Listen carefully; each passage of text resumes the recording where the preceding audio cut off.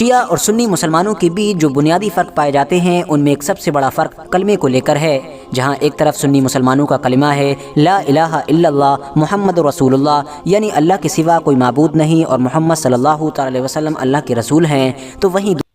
Hello دوستوں، السلام علیکم۔ میں ہوں شاداب خان اور آپ دیکھ رہے ہیں شاداب ریئیکشن چینل۔ کیسے ہیں آپ سب؟ امید کرتا ہوں کہ ٹھیک ہوں گے۔ تو دوستوں، جس ویڈیو پہ آج ہم ریئیکٹ کرنے والے ہیں اس ویڈیو کا ٹائٹل ہے شیعہ اور سنی مسلمانوں کے بیچ 8 بڑے انتر، real difference between Shia and Sunni. Video کا یہ ٹائٹل ہے۔ ویڈیو بہت ہی نالجفل ہونے والی ہے آپ کے لیے، بہت ہی آپ کو اس میں پتہ چلے گا کہ شیعہ اور سنی میں کیا انتر ہے، کیا فرق ہے۔ تو اس ویڈیو کو بنایا ہے آرچ نیٹ ورک نے۔ ویڈیو کا اوریجنل لنک ہم نے ویڈیو کے ڈسکرپشن میں ڈال دیا ہے، آپ وہاں سے بھی جا کے ویڈیو دیکھ سکتے ہیں۔ ویڈیو شروع کرنے سے پہلے جو چینل پر نئے ہیں وہ چینل کو ضرور سبسکرائب کر دیں، اور ویڈیو پسند آئے گی تو لائک کرنا اور زیادہ سے زیادہ شیئر کرنا۔ تو چلیے بنا دیری کیے ہوئے پہلے ویڈیو کو دیکھتے ہیں، پھر کرتے ہیں بعد میں بات۔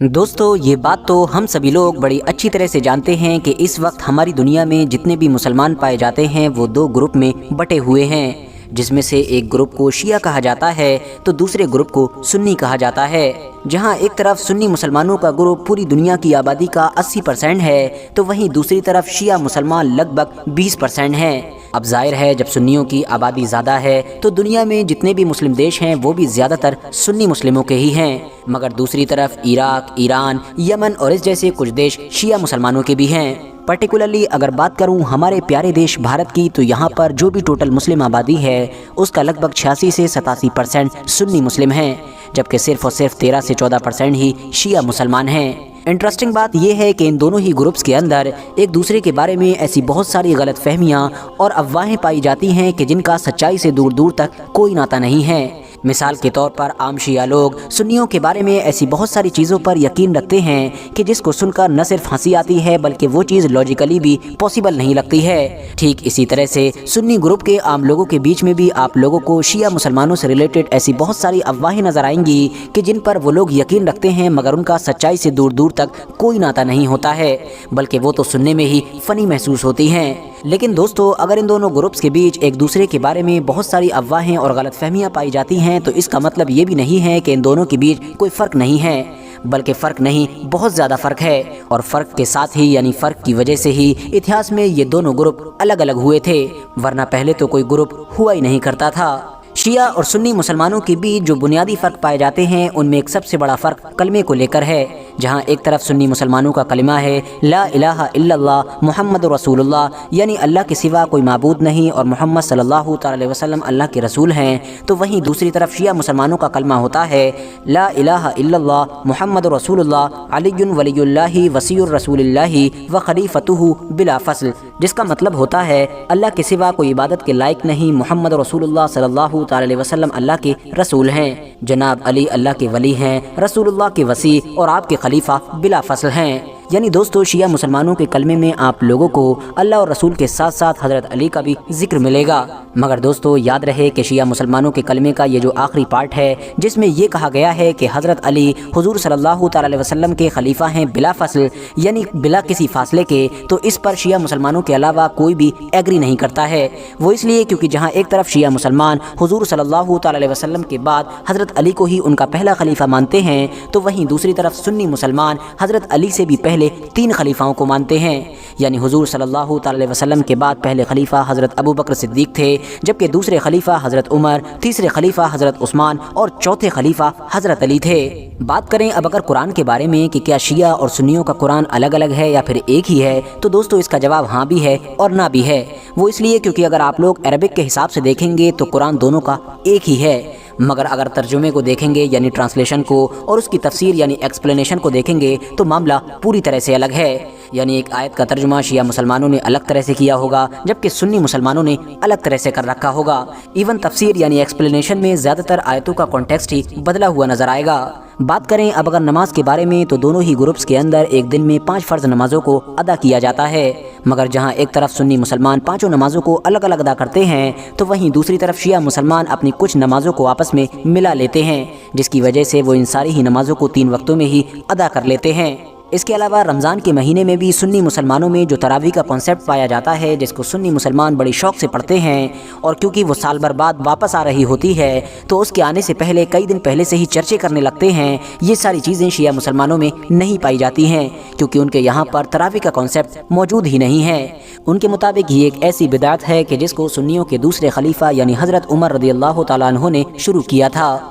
इसके अलावा इन दोनों ग्रुप्स के बीच एक बड़ा फ़र्क हज़रत इमाम मेहदी को लेकर भी है। इस बात पर तो पूरी दुनिया के ही मुसलमान यकीन रखते हैं कि दरअसल हज़रत इमाम मेहदी के जो आखिरी खलीफा होंगे वो क़यामत से पहले ज़ाहिर होंगे, हमारी दुनिया से जुल्म व सितम, नाइंसाफ़ी और इस तरह की हर गलत चीज़ को मिटा कर रख देंगे। उसके बाद दुनिया में अमन कायम करेंगे और अपनी एक खिलाफत भी कायम करेंगे। लेकिन दोस्तों, इस पूरे मामले में जहाँ एक तरफ सुन्नी मुसलमानों का ये मानना है कि हज़रत इमाम मेहदी क़यामत से पहले पैदा होंगे, बाकायदा वो परवरिश पाएंगे, बड़े होंगे और फिर सही वक्त आने पर ही लोगों के सामने एज़ इमाम मेहदी यानी इमाम मेहदी के तौर पर ज़ाहिर होंगे और उसके बाद ही धीरे धीरे खिलाफत कायम करेंगे। मगर दूसरी तरफ शिया मुसलमानों का ये मानना है कि क़यामत के करीब के दौर में हज़रत इमाम मेहदी पैदा नहीं होंगे, बल्कि वो तो हमारी दुनिया में ऑलरेडी पैदा हो चुके हैं। पिछले सैकड़ों सालों से वो हमारी इस दुनिया में ही मौजूद हैं, लेकिन हम लोगों को नज़र नहीं आते हैं। वो एक गार के अंदर महफूज हैं और सही वक्त आने पर सिर्फ़ और सिर्फ ज़ाहिर होंगे, यानी पैदा नहीं होंगे बल्कि सिर्फ ज़ाहिर होंगे और उसके बाद ही दुनिया भर में अपनी खिलाफत कायम करेंगे। दोस्तों, शिया और सुन्नी ग्रुप्स के बीच एक बड़ा इख्तलाफ हज़रत अली को लेकर भी पाया जाता है। शिया लोगों का ये मानना है कि हज़रत अली शेर खुदा हुजूर सल्लल्लाहु अलैहि वसल्लम के बाद बाकी जो नबी और रसूल हैं उनसे भी ज़्यादा अफजल हैं, जबकि सुन्नी मुसलमान इस नज़रिए और इस अकीदे को पूरी तरह से रिजेक्ट करते हैं। सुन्नी मुसलमान हज़रत अली शेर खुदा को दामाद रसूल और इस्लाम के एक खलीफा के तौर पर ही कंसीडर करते हैं। मुहर्रम के मौके पर मातम करना भी शिया ग्रुप को सुन्नी ग्रुप से पूरी तरह से अलग बनाता है, क्योंकि शिया मुसलमानों का ये मानना है कि 10 मुहर्रम के दिन करबला के मैदान में यानी करबला की जंग में अहले बैत के साथ जो हद से ज़्यादा नामुनासिब सलूक किया गया था उसकी याद में ही और उसके गम में ही वो लोग मातम मनाते हैं। दूसरी तरफ सुन्नी मुसलमान भी 10 मुहर्रम को मनाते हैं, अहले बैत को याद करते हैं, मगर उनके तरीके अलग होते हैं। तलाक का कॉन्सेप्ट भी इन दोनों ग्रुप्स में अलग अलग पाया जाता है। जिस तरह से सुन्नी मुसलमानों में निकाह के वक्त गवाहों का होना ज़रूरी होता है, बिल्कुल इसी तरह से शिया लोगों में तलाक के वक्त भी गवाहों का होना ज़रूरी होता है, यानी शिया ग्रुप में गवाहों के बगैर तलाक नहीं होती है। फिलहाल दोस्तों, आज की अपनी वीडियो को हम यहीं पर ख़त्म करते हैं। मुझे उम्मीद है कि आज की वीडियो आप लोगों को बहुत ज़्यादा इन्फॉर्मेटिव लगी होगी। वीडियो पसंद आने पर न सिर्फ वीडियो को लाइक करें बल्कि अपने फ्रेंड्स के साथ भी ज़रूर शेयर करें और इसी तरह की नॉलेजेबल और हिस्टोरिकल वीडियोज़ हमेशा देखने के लिए हमारे इस चैनल को सब्सक्राइब करने के साथ साथ बेल आइकन को भी प्रेस करें। इन्फॉर्मेशन बहुत ही ज़्यादा इसमें बारीकी सा दिया गया था। इसमें तलाक वाला जो मसला था वो हमें नहीं पता था। जिस तरह से इन्होंने बताया कि जैसे निकाह में 2 गवाह होते हैं, वैसे शिया हजरात में तलाक में भी 2 गवाही होना ज़रूरी है। और बाकी नमाजें किस तरह से ये लोग एक टाइम में 2-3 रकात 2-3 टाइम की नमाज़ पढ़ लेते हैं और ऐसा सुन्नी में नहीं है, तो काफ़ी फ़र्क है इनमें और सुन्नी वलमा में। जिस तरह से आप इनकी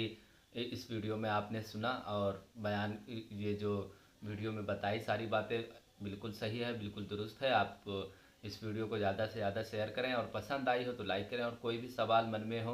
तो आप कमेंट ज़रूर कर सकते हैं। हम उस पर वीडियो बनाने की पूरी कोशिश करेंगे और उसकी सच्चाई पहुंचाने की आप तक पूरी कोशिश करेंगे। इस वीडियो में जो भी बात बोली गई है, जहां तक मेरे